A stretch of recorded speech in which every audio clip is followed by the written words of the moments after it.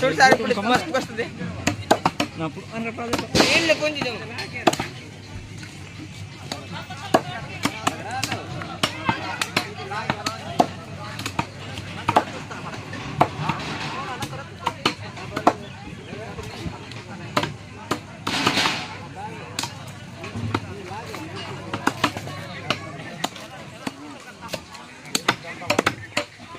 లేదు నా పురుకు ముందు మరాకి హలో మరాకి తీయాలి అట్లా మూడు మూడు మాకిన లక్షణానికి అవుతుంది కానీ